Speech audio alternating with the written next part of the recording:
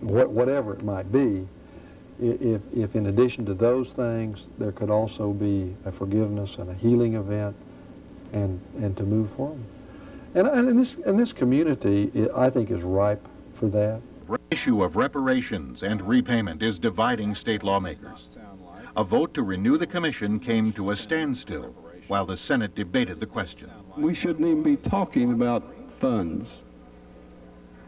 All we should be talking about is completing that report and getting it behind this body and turn it over to those who want to go further with it, and then react from the final report and not going in and making decisions now of what the committee has got to give us or direct how they're going to be involved.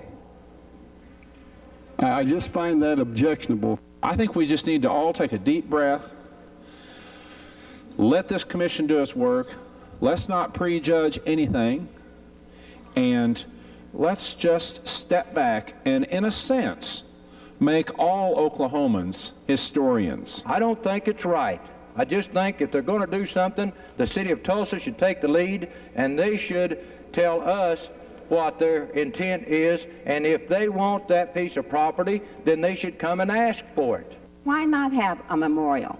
I mean, why do we say we can go and we can put up a street sign and we can name roads and we can do all kinds of memorabilia for people all over the state of Oklahoma? And when we start talking about doing something that was a very terrible and dark period of our history to memorialize the victims of that situation in Tulsa, why is it that we get hung up on this shouldn't be?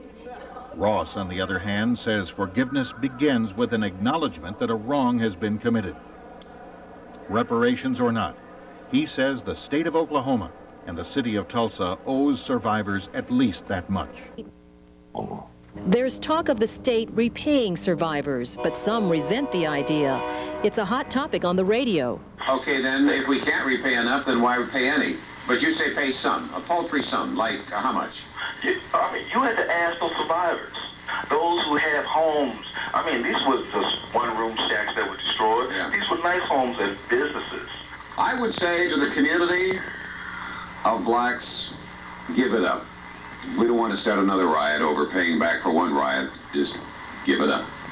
Today, there's only one block left of the Greenwood Business District. At places like T's Barber Shop, there's no question how residents feel. Over these 80-some years, suffered in silence. Don Ross represents Greenwood in the state legislature. He wants Tulsa to pay for its mistakes. If you ask me, do I favor reparations for injustice? Sure. If it can be shown and demonstrated in Tulsa, it can be shown and demonstrated. We ought to be given something. We lost a lot. And they're still paying an emotional price for yesterday's mistakes. Mistakes that still weigh heavy on the hearts of victims and their families. Aujourd'hui, dans le cimetière de Tulsa, il n'y a que 2 tombes pour rappeler les terribles émeutes du 31 mai et du 1er juin 1921. 2 tombes seulement, alors que selon la commission d'enquête officielle, 300 Noirs au moins auraient été tués. Certains historiens parlent même de 3000 morts. Sur les 15 000 habitants du quartier de Greenwood, bâtiments ont été rasés. Le quartier de Greenwood, très florissant à l'époque, était surnommé par les Blancs le Wall Street des nègres. Eldoris avait 9 ans.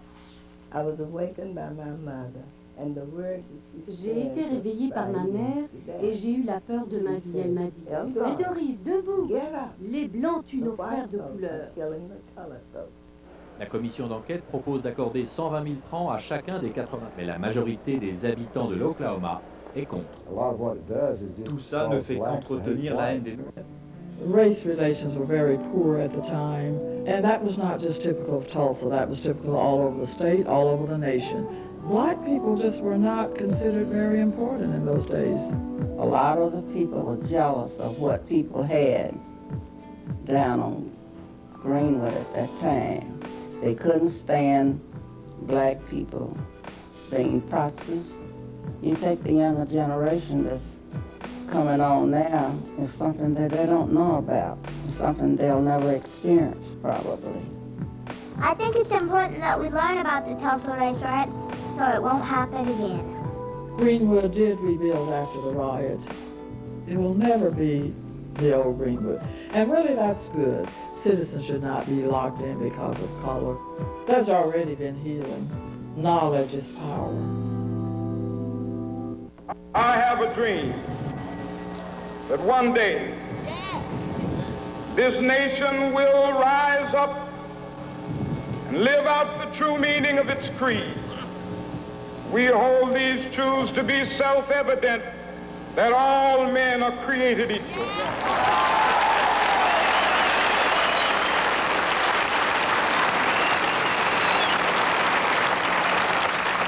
I have a dream that one day on the red hills of Georgia, sons of former slaves and the sons of former slave owners will be able to sit down together at the table of brotherhood. I have a dream.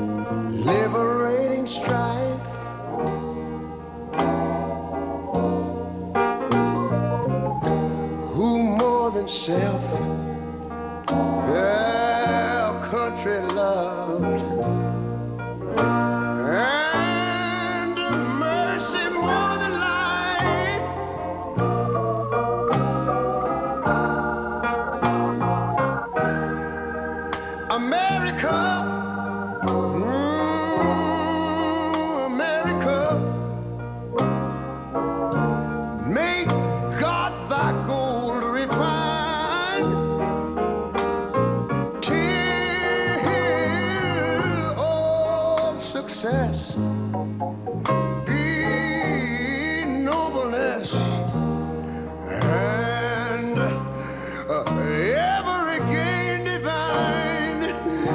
know, when I was in school, we used to sing it something like this. Listen here. Oh, beautiful,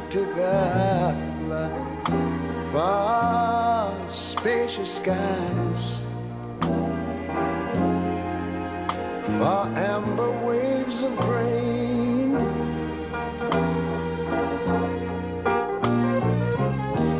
far purple mountain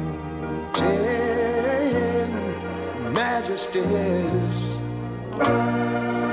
over the fruited plain.